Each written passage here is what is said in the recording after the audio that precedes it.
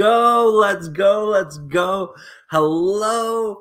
My name's Peo Time. Hello, Ramley and other family. I hope you're doing well on this Monday, this Victory Monday. Yes, the taste of victory is so sweet. We hope for many more Victory Mondays to come. It feels great. Let me know how you're doing today in the comments. I want to hear from you and give you shout outs. Today we're going to be doing my 5 takeaways from the game, and we're going to be doing our Matt Stafford versus Kurt Warner comparison of the 2021 season to the 01 season. And yeah, we're going to be talking football. We're going to be talking Rams, look at the NFC West, all that jazz, everything that's coming with it. And yeah, you know what? Let's do that right after this intro. Here we go.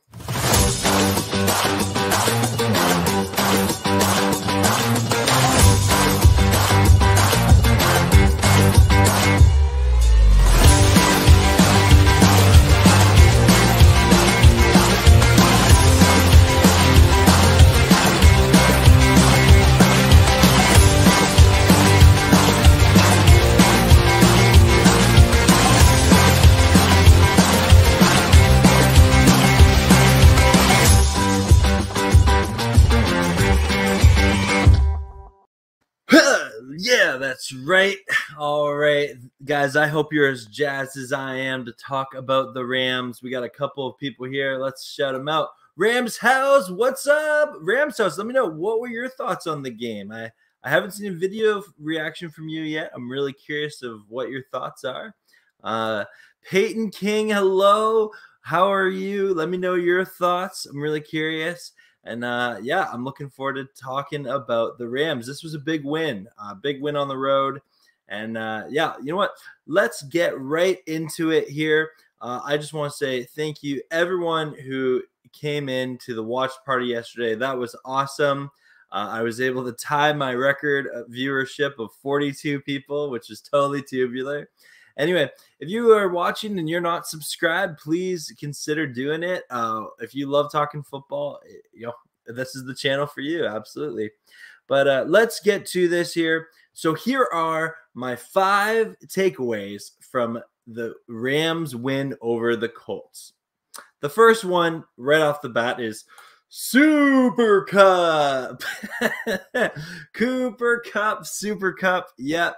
163 yards on 9 catches with 2 touchdowns. Man, this guy was electric yesterday. I cannot believe that he was, you know, just, it seemed like he would just, you know, will himself to be open.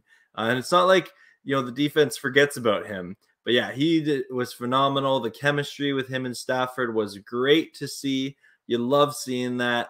And I'm really excited to see more from Cooper Kupp as this season goes on. I really think he's, you know, onto something. Nate Burleson said today that being 1 year removed from ACL surgery, it really makes a difference. So maybe that's part of it. Who knows? But we, you know, Ram fans, we all know Cooper Kupp has been great for years. It just, he hasn't got the recognition that other big name receivers get. But Super Cup, let's go. Excited to see him next week. Number 2 is the defensive stats line up to last year's, but does it's situational. And I realize there's a typo in there, so my mistake. But my point is, I've seen a graphic around. I'm sorry, I thought I had it here, but it is not the correct one, and the statistics are wrong on it. But I am a big fan of this defense. I really think it has the potential to be a historic unit. And statistically, we're actually doing better than we did in 2020. However, I've seen a lot of Ram fans critiquing Raheem Morris and the defense. And I think that critique doesn't come from the statistics. It comes from the situations. And yesterday we saw that, you know, the Colts were able to move the ball relatively well on this Rams defense. And if it wasn't for, you know, some key plays and even that interception by Ramsey at the end, you know, this game could have had a different outcome. Now, that being said, if we don't mess up that punt, this game isn't nearly as close, right? And I think that this defense is fine. They looked great in the red zone. It's week 2, and I think they're going to continue to get better and better as the season goes on. I really don't think this is a concern. However, I don't think you can criticize the defense from a statistical point of view because they're actually doing better than last year. But I think from a situational point of view, that's where the criticism for this defense comes in.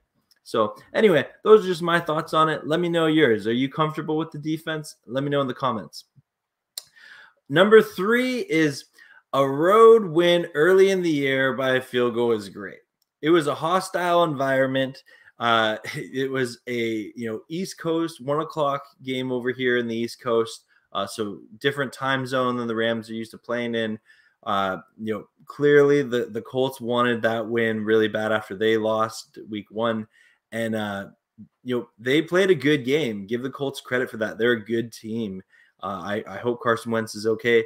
But anytime you can come away with a road win, even by a field goal, you should be happy. And so when I see a lot of Ram fans that are like, we should have won by more, like that's exciting and it's fun to win by a lot. But this is the NFL. The reality is we're not going to win every game by double-digit scores. And especially a team like the Colts, who are not a bunch of smucks. They are a good quality team that are well coached by Frank Wright and his crew. And so I think this is a win that you can absolutely, be proud of. Ramley should definitely be rejoicing this victory Monday. And I'm really happy that we came away with the win.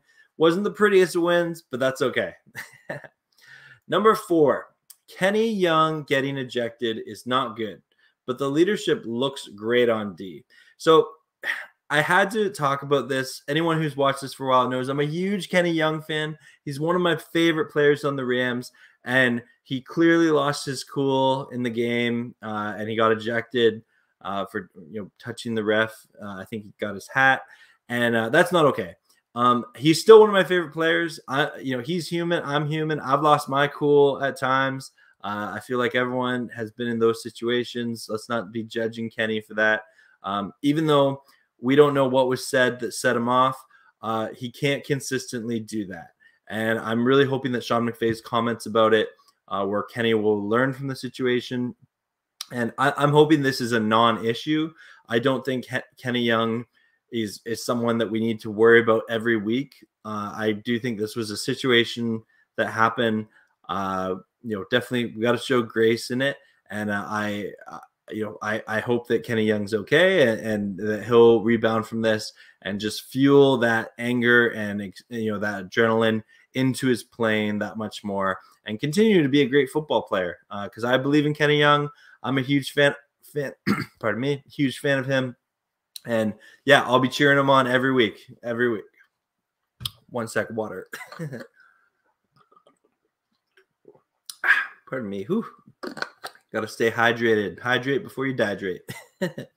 Anyway, my 5th and final takeaway from this game, and is actually kind of looking forward to next week, is week 3 will be a big statement game. Oh man, water. Ugh. I had a day and a half of talking a lot. So here we go. All right, week 3 will be a statement game versus the Bucs. Yes, I think that we're going up against this defending Super Bowl champion, Tom Brady, Villa, all these big names out there. We know Brian Allen is going to get a big test at center, even though he's been playing really well. If you didn't see, Pro Football Focus has him as the 2nd highest rated center in the NFL through 2 weeks, which is really cool. But yes, our secondary, they'll get to take on that stable wide receivers. Aaron Donald will get to go against that line and try and take on Brady. So definitely a great test for our defense. Our offense, they're going to go up against Shaq Barrett and his defense. And this will be a real test. I think this game is going to be a high-scoring game. The Bucs have been able to put on some points both weeks of the season. And if the Rams were able to walk away with a win, it'll be another big statement that puts the NFL on notice. Watch out for the Rams because they're going on a rampage. Anyway, that's my 5 takeaways. Let me know what you think. I want to hear from you. And that's exactly what I'm going to do right now. And we're going to go to the comments. All right. So, yeah, Peyton King, he's saying, yeah, it was a great performance. That guy, hello. He's saying, I knew the Colts wouldn't be a pushover. Yeah, no, they're a good team. Good team. Rams House still editing my video. Oh, I'm excited to see it. I think it was a bit sloppy at times, but we keep stacking blocks. A win is a win. I think it will be better quality game than the 49ers. Yeah, that's fair, Rams House. Fair. And Rams House, I'm really excited to see your video. Really excited to see it. Love Cooper Kupp. Great wide receiver. Absolutely. GP shout out. Red zone defense has been stout this year. You know what, JP? That's a fantastic point. They had 3 times yesterday where they were able to hold them, either no points or a field goal. And yeah, the red zone defense was great yesterday. I hope they keep that up for sure. Tony Korn, Rams secondary played terrible. Okay, Tony, I'd love for you to expand a bit more on that. There might have been some escalated plays here and there. Ramsey is getting the INT. That was a big win for the secondary. I don't know if I'd use the word terrible, but I'd love to hear more thoughts from you, Tony. Yeah. Tribe, hello. Bucs and us should be 1 and 2 in the power rankings. Yep. Yeah, Tribe, I hope so. I hope so. And Jarrett, hello. He's saying Bucs game on Sunday could be rough. You know what? We'll see. It's right for us to be nervous, and I'm sure, if you tune into my watch party, I'll be on the edge of my seat freaking out the whole game. But I still think we match up well with this Bucs team. I think we have a secondary that can keep up with their wide receivers. I think we have a pass rush that can get after Tom Brady. And, Tom Brady, he's known for his quick release. And I think if we force him into that, maybe that's exactly what that they'll want us to do.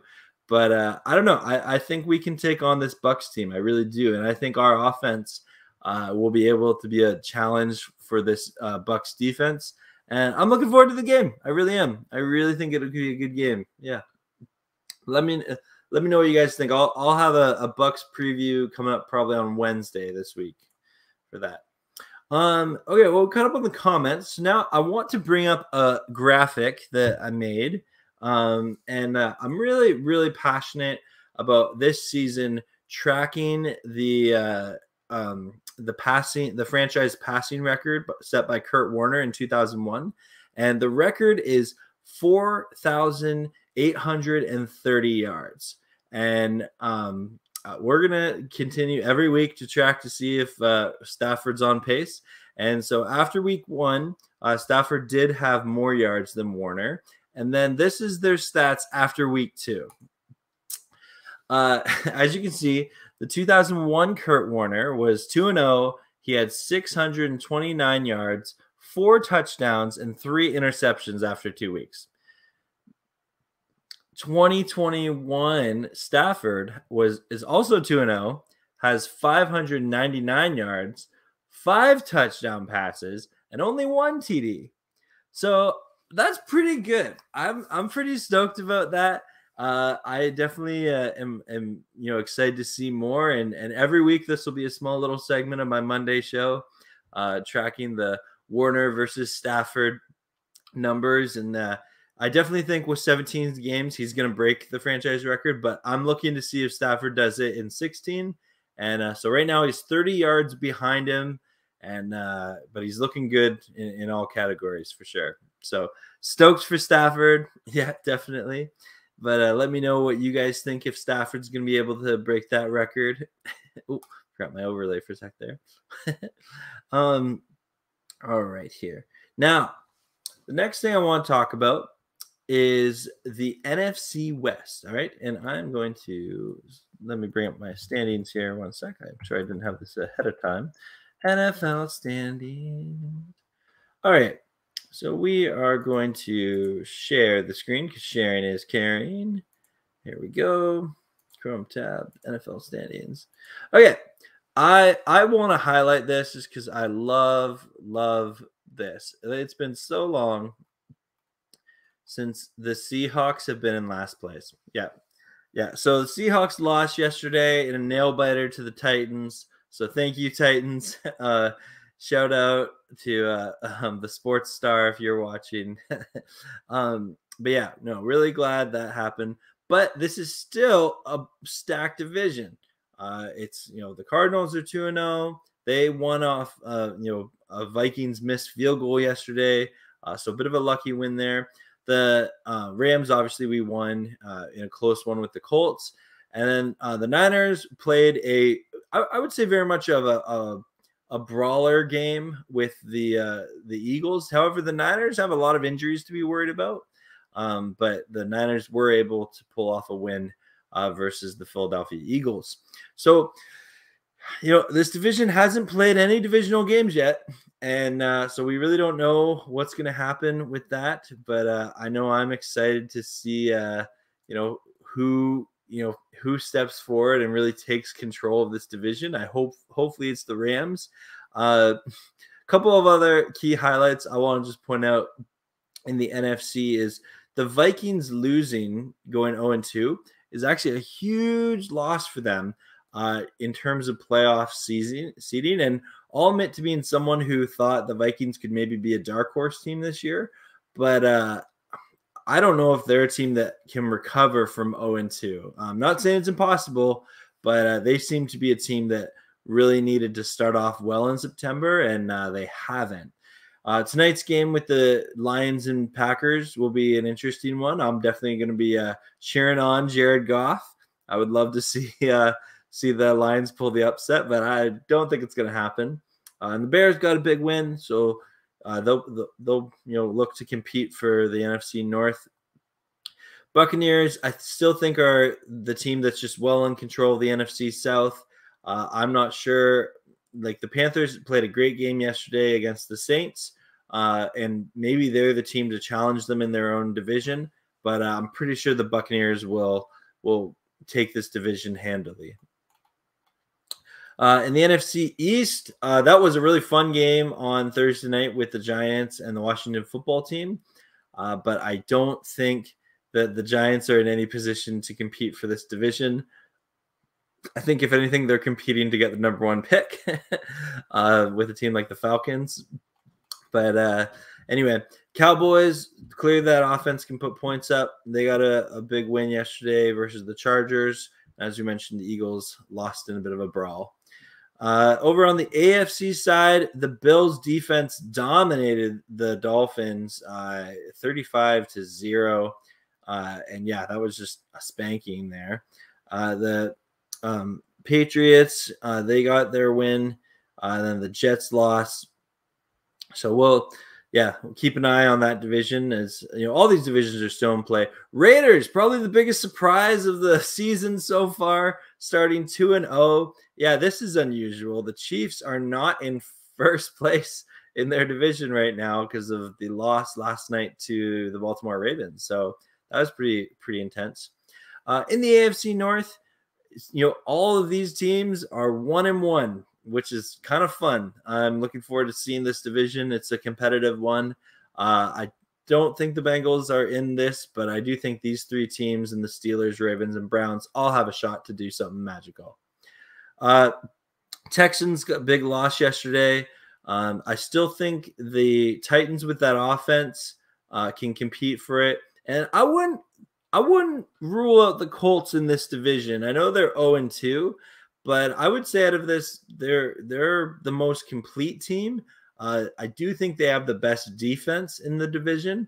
And I'm not ready to rule the Colts out being the team that can come back from an 0-2 start to come back and win this division. But anyway, let me know your thoughts. You know me, I love talking football. Obviously, love talking Rams. And let's get back to some of your comments. Here we go. All right. Where did I leave off here? Let's see. Interesting. JP, I'm assuming you're talking about my Kurt Warner little statistic. Yep. Seahawks lost to the Titans. We love that. Love it. Tony Corn. Williams on the one play got burnt, leading to a TD. Fuller missed a couple of tackles. Taylor and Ramsey were the ones balling. Okay, I hear you, Tony. Okay, I see what you mean. I guess I still show a little bit of grace of it's early in the season. They're still figuring out their coverage schemes, things like that, and they played well, definitely in the red zone. But you know what, Tony, you're right. Especially in the the midfield game, they did get burnt, and there was definitely some tackles that were missed yesterday, not just by the secondary, but also in the pass rush. And I'll give Carson Wentz credit. He's a hard guy to bring down, and he had like grease oil on him or something. He was slipping out of tackles. He should have been sacked like 6 times yesterday. How bad is Henderson's injury? I thought Michelle looked really good. / might want to go with him over Hendo if he comes back. Tribe, I've been watching all day. I have I have been Google searching and looking on all the Rams forums all day. Outside of his status is questionable and it's a rib injury, there's no news. We don't know how serious it is. And yeah, so I'm hoping that news will break at some point tonight.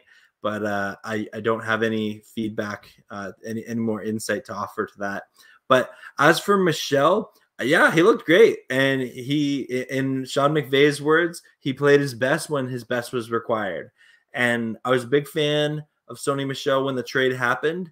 And I'm looking forward to seeing more of Sony Michel. He seemed to fit right in. And not that he went in there and broke off a 80-yard run or anything, but he had some nice runs. He knew what he was doing. He's a veteran. I think Sony Michel is what we had hoped he is, and I'm looking forward to seeing more from him. I would love if we could continue to see him maybe more towards the red zone. Henderson, though, I'm still a huge fan of Hendo, and I do think if he's healthy, he is the back that should lead the way. But we'll see. As long as we're moving the ball in the ground game, and I felt this week the running game got going a lot better than in week 1. And so I'm hoping we can continue to run the ball effectively for sure. But no, thanks for the question. Square Table Degenerates Podcast. Hello, my friend. How are you? Big Browns fan. He said, my Browns played terrible, but they still won. That is true, Square Table. Hey, a win's a win, as they say. A win's a win. But congrats to your Cleveland Browns for getting the win. In defense, if the defense plays like that they did yesterday versus the Bucs, it's going to be an ugly game. Yeah. No, we definitely got to clean some stuff up there. You're right, Tony. And please don't take my optimism towards the defense as me saying, oh, you can't criticize them. No, you absolutely can. They're professional athletes, and they get paid a lot of money to do something well. And when they don't do well, absolutely, you can call them out on it and you can criticize it. And I do agree with you. After thinking about it, Williams and Rapp, they'll need to step up their games, and I think they can. I really do. I'm an optimist. I'll fully admit to that, but I do think they will for sure. Yeah, SM, give credit to the Colts. They're a good team. Yeah, exactly, SM. Thanks for reminding that. They're a great team. And we snuck away with a win in a hostile environment. So love that. Love that. JP Shadow, who do you think looks like our biggest threat in our division? It's a fantastic question. And yeah, we were looking at the standings earlier. And okay, I'm going to say this, okay? And I'm really excited. I'm doing a collab with a Cardinals YouTuber in a couple weeks when the Rams play the Cardinals. Named the Cardinal Rule, and he's a great guy. And I'm going to ask him flat out this. Does this not seem like a little deja vu? I mean, the Cardinals are starting off really hot on offense. Kyler Murray's an MVP candidate, and we kind of saw this last year. And the question comes, is this sustainable? Can the Cardinals be this, offensive force for the entire season? I don't know. I'm not saying they can't, But I'm really curious to see, how they go forward. I believe they have the Jaguars next week. So, like, is that a bit of a trap game for them where they play down to their opponent's level? I don't know. Hopefully, if you're a Cardinals fan, they'll be able to take care of business relatively easy with the Jaguars. But yeah, I'm not ready to say the Cardinals. The 49ers, they are a great team, well-coached team. However, they do have the injury bug pretty bad, especially, losing Raheem Mostert. And so well, they've lost so many other running backs as well, but, the 49ers seem to be a team that can just make a running back out of anyone. I feel like, they could take me and turn me into a Pro Bowl running back. But I don't know. I'm not ready to say the 49ers are there. The reality is the Seahawks lost a close one. It is great seeing them in fourth in our division because it's been a while since they've been there, and I would love to see them there. I do think, though, with Russell Wilson and Tyler Lockett and DK Metcalf and Ben Carson, Chris Carson, I think that that offense, it's just that offense knows how to win games, and I believe that defense can be coached to make like key plays. Even though I don't think it's that great of a defense, I think they'll make plays when they need to. So yeah, I gotta say it's the Seahawks, but we'll see. It's gonna be a tough division race. There really is a case for all four of these teams winning the division, and the reality is it's only week 2. And yeah, there's going to be more wins and losses that come as the season goes on, but it's fun to be part of. So just in this NFC West dysfunctional family. Giving credit to Colts, Jared, because the defense since 2019 played like Scaredy Cats. Yeah, we'll see. I stand by the statement of statistically this defense is actually doing better than last year through 2 weeks, but situationally, especially on third down, there's some things that, like, I felt like last year there were so many times where we needed to get our defense off the field, and they were able to make a play that was able to get them off the field. Where I feel like through 2 games, both games, the offenses have been able to move the ball, and it'd be nice to have a defense that can get off the field a little bit more. But yeah, anyway, we'll keep an eye on that. It's only 2 weeks in, and we will see. And I see got a troll in there, so I'm not going to pay any attention. We're going to block him. Okay, sorry about that, guys. Anyway, yeah. Anyway, Seahawks won the division last year. It's them. Yeah. No, I agree. I think that you have to give credit to the Seahawks where it's due, but it is nice seeing them in 4th place when you look at the standings. SM special teams needs to be. Oh, okay. Well, yeah. Let's talk about that. And this isn't just the weird. Like, I've watched football for a long time. I've never seen something like that. Like, I've seen a bad snap before, but I've never seen a snap where like it hits the like blocker, which was Nick Scott. And I don't know if he was at a position or if the snap went, to I guess the left too much. I don't know. So Hecker never really got it. But hopefully that does not happen ever again in the Rams' future, ever. I do think that we can criticize Johnny Hecker. He, we made a statement sticking with him instead of Corey Bojorquez, and we know Hecker can play at a Pro Bowl level. He's one of the best punters for the past decade. I'm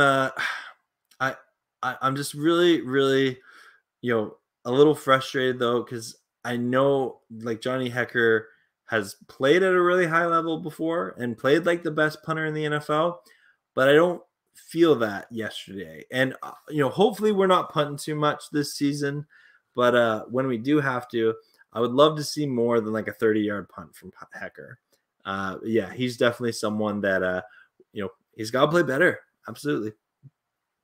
Old man goes, hello, and he's saying, catch you on the replay. Remember, like, oh, thank you, Old man Ghost. Really appreciate that. And yeah, whether you're watching live with me now or on the replay, please remember to like, comment, and subscribe, all that jazz. And yeah, I'm looking forward to this upcoming season. I think that we have many great games ahead of us. And if you would like to join me on my journey, whether you're a Rams fan or not, please subscribe, turn on bell notifications, all that jazz, because we're having fun talking football. Love talking football. That's what we do. Anyway, I would love to ask you guys a question here. If you could answer in the chat, is who do you think is some of your standout players from yesterday's game? And I'm going to pull up the give me uno momentos here. The stat line for the Rams game, because I want to look at some of these stats here. Stats here, because there definitely were some crazy stats, and there's this great article on the Rams Wire that I wanted to just highlight here. This is by Cameron De Silva, and I'll bring it up here in one sec here. Sharing is caring. But yeah, please let me know in the comments who were your standout players from yesterday, and I want to talk it through with you guys. But yeah, so this is an article by Cameron De Silva, one of my favorite Rams reporters. Strongly encourage you to check them out, or check them out on the Rams Wire. But he said Rams enjoyed another victory. We won't go through it, but he said KUPP ranks 5th in average yards after catch over expected for week 2. So Cooper KUPP had one of his best games of his career, 163 yards, 2 catches. And according to Next Gen Stats, he averaged 3.7 yards after the catch over expected, which is the 5th best in the NFL. That means he gained 3.7 more yards after the catch than he was expected to, which is a high number. Through 2 games, he has over 190 yards after the catch, which leads the NFL, 35 more than any other player. He had 525 yards after the catch last season, ranking 3rd among all wide receivers. So that's crazy. So Rams have started 2-0 for the in 4 straight seasons for the first time in over 50 years. That's awesome. So really happy about that. And so hopefully that will continue for many years to come. Oh, this is crazy. Ramsey allowed a passer rating of 0.0 in coverage. So quarterbacks who are thinking about targeting Ramsey in coverage should be probably reconsider. Jacob Eason learned that yesterday, giving him the game-sealing interception. So I'm sure, I don't think Tom Brady's going to be throwing Ramsey's way. So we'll see how that goes for him and the rest of the secondary. Stafford already matched Goff's 15-yard TD total from 2020. So this is kind of interesting. Is Matt Stafford has 3 passing TDs on throws over 15 yards from the line of scrimmage. Jared Goff had 3 of all of 2020. So that just continues to affirm this was a good trade to happen. The Rams held Colts to 0 points on first 2 trips inside the 5-yard line. That is crazy. Because there was the 4th down stop on the opening drive, and then the Troy Reader interception that came after that as well. So yeah, it's awesome when you have a good red zone defense like that. It means that you're not just waiting for the other team to score, and that your team, like the Rams, have a chance to stop it. Rams had 23.3 chance to win after special teams blunder. Yeah, because we lost the lead with that, because we went down 21-17. So after that huge mistake, we only had a 23.3 chance to win the game, according to ESPN. But it didn't last long, though, because in the next 2 minutes and 3 seconds, the Rams got to the end zone, which was awesome. And yeah, and after that, they had a 58.8% chance to win. So yeah, not a pretty win, but you know what? That's pretty cool when your team can come back like that and respond well to adversity. So anyway, all right, let's get to the comments. What do you guys think? Who stuck out? So definitely Super Cup, didn't it? Good old Cooper Cup. We got 99 problems. Yeah, I hear you. Oh, I have some new comments. There we go. 99 problems. Yeah. You know what? Aaron Donald, he was impacted the game yesterday. He didn't get a sack, but you could tell the Colts definitely put an emphasis on him for sure. Coop did kill it. Yes. Yeah, he did. I'm looking forward to seeing more of Cooper Kupp, but I still think Robert Woods is due for a breakout game here and there. Don't forget about Robert Woods. Don't forget about him. And Van Jefferson. Yeah. South Dakota Rams. Pale, mustard, and mayo. Happy Monday, brother. I like that, South Dakota Rams. That's funny. Anyone else see Wentz dive for the first down, then get up on time? Yeah. So again, I think that was super smart. Pat McAfee, he shouted this out today on his show that the Rams defenders were smart enough to let him dive forward, not touch him, and then he got up, and it was actually Kenny Young. He punched out the ball. Now, unfortunately, the refs played it dead, but he pointed out that under the current rules of QBs diving head first, that should have been a fumble for the Rams because he was untouched. It's not the same as sliding to give yourself up. So, yeah, that was a blunder by the refs, but great, smart football by the Rams defense. Not about our Rams, but ready for a crazy stat on our next opponent. Brady is now 14 touchdowns away from throwing more TDs in his 40s than he did in his 20s. Wow. Oh, man, that is a crazy stat, LA Rams 23. Thank you for sharing that. And, yeah, Brady is, he's trying to take on Father Time, and he's winning right now. Yeah, good on him. Good on him. Wow, that is crazy. I that's my first time hearing that. That's nuts. Oh man. Goff would have lost that game. Great trade. Yeah, you know what? I was talking with some friends about this earlier. Yeah, I absolutely think Goff would have lost that. And I just think with Goff, your margin of error is so small, right? And that really, I said this on the stream yesterday. That really is how you can tell if you have a good team or not.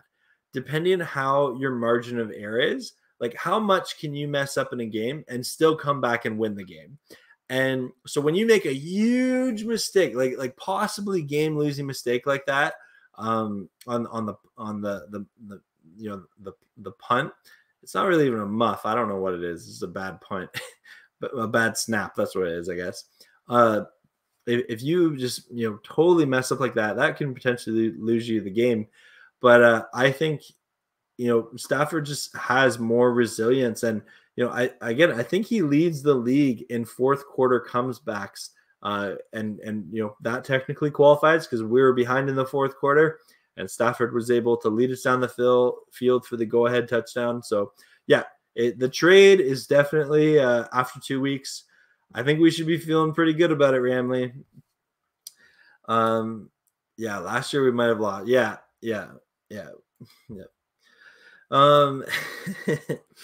Anyway, guys, this has been awesome. I hope you're all doing well. I am going to be editing a couple of clips from this show tonight because some people prefer to watch shorter segments, as I've learned. But it means a lot to me that each of you have tuned in. I hope you enjoyed it. Please like, comment, subscribe, all that jazz. I do have some more content coming your way. We'll have a game preview coming up for the Bucs and Rams. We will also have Thursday night trivia, which is not the most watched show, but is a ton of fun. I encourage you, if you want to compete, that's 7 p.m. every Thursday night. And then I am working on trying to get a contest together. I can't reveal any details yet, But stay tuned. Definitely subscribe if you haven't, because I'm trying to make it to 1,000 subscribers, and we're gonna see if a little contest can help me get there. Anyway, we got coming. I couldn't understand why Nick's got lined up behind the center to begin. Yeah, it was a weird thing where he went in motion, JP. You're totally correct in that. Yeah. Yeah. Oh man. Anyway, guys, I am gonna head out tonight. I can hear my neighbor's dog running around upstairs. But anyway, I hope you all have a lovely evening. Thank you for tuning in, and enjoy the sweet taste of Victory Monday. And I'm payout time, and I'm peacing out. Go Rams! Horns up! Let's do this. We're on to the Bucs, as Cooper KUPP says.